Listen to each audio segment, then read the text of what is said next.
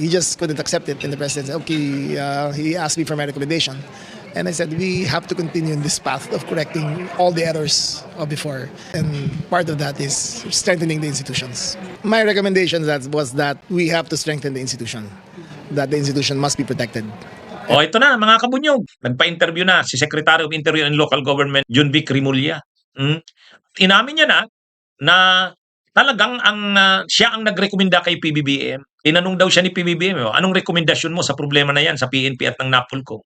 Kay PNP Chief Torre, ang rekomendasyon daw niya, patatagin ang PNP at itama ang mali. Ang ibig sabihin nun si Mackenzie Torre. Kaya dito, inamin na ni Rimulya. Nung una kasi naguhugas kamay pa siya, hindi niya daw yan alam, wala daw siyang alam dyan. Desisyon lang daw yan ni PBBM. Pero ngayon, umamin na siya. Siya naman talaga ang nasa likod niyan.